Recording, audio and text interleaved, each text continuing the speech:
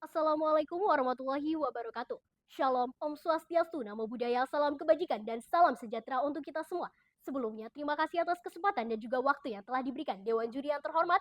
Dan pada kesempatan yang berbahagia ini, izinkan saya memperkenalkan diri. Nama saya Amelia Rosa, dan di sini saya berperan sebagai pembicara satu tim afirmatif yang mendukung adanya mosi perdebatan kali ini, yaitu Dewan ini akan mengenakan pajak tinggi terhadap perusahaan manufaktur yang melakukan otomatisasi terhadap sebagian besar kerjanya. Dewan Juri yang terhormat, seperti yang kita tahu bahwa kita berada di era revolusi industri, di mana otomatisasi telah menjadi wajah baru dari efisiensi produksi itu sendiri. Namun di balik itu semua, terdapat dampak pada ribuan pekerja, yaitu PHK secara massal. Pemerintah tidak bisa terus berdiri sebagai penonton saja. Jika negara tidak bertindak, maka otomatisasi akan menjadi alat pemikiran sistematik terhadap rakyat kecil. Disinilah tim afirmatif berdiri. Kami percaya bahwa pemerintah memiliki hak dan tanggung jawab moral untuk menekan pajak tinggi terhadap perusahaan yang melakukan otomatisasi secara besar-besaran. Sebelum memasuki poin-poin argumen yang akan saya paparkan, izinkan saya menjelaskan terlebih dahulu definisi yang terdapat pada mosi perdebatan kali ini.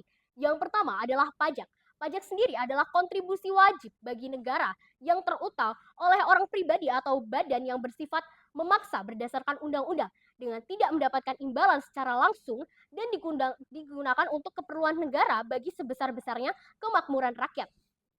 Yang kedua adalah perusahaan manufaktur, suatu badan usaha atau bisnis yang melakukan kegiatan produksi dari barang mentah menjadi barang setengah jadi atau menjadi barang yang sudah jadi dengan menggunakan peralatan seperti mesin produksi dan sebagainya dalam skala yang cukup besar. Yang ketiga adalah otomatisasi. Otomatisasi di sini adalah penerapan teknologi, program, robotika atau proses untuk membuat produk dengan input manusia yang minimal. Dewan Juri yang terhormat, menurut laporan McKinsey Global Institute 2017, sebanyak 800 juta pekerjaan di seluruh dunia beresiko digantikan oleh otomatisasi hingga 2030. Di negara berkembang seperti Indonesia, di mana jutaan orang bergantung pada pekerjaan di sektor manufaktur, ancaman ini bukan lagi masa depan, melainkan realita pada hari ini. Nah, sementara itu, perusahaan yang melakukan otomatisasi secara besar-besaran akan meraup keuntungan, namun kontribusinya terhadap penciptaan lapangan kerja justru akan semakin menyusut. Hal inilah yang menciptakan ketimpangan ekonomi yang semakin tajam, di mana masyarakat kelas bawah kehilangan pekerjaan dan tidak memiliki akses pelatihan ulang semakin terpinggirkan.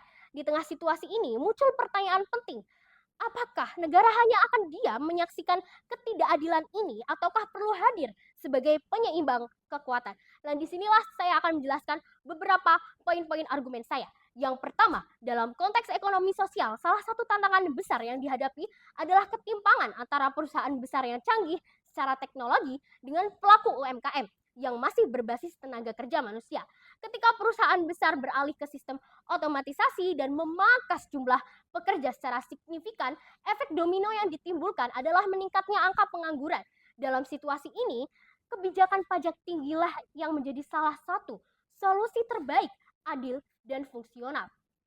Dewan Juri yang terhormat, menurut Kementerian Koperasi dan Usaha Kecil Menengah Republik Indonesia tahun 2023, UMKM di Indonesia menyerap sekitar 97% dari total tenaga kerja nasional dan berkontribusi lebih dari 60% PDB atau produk domestik bruto.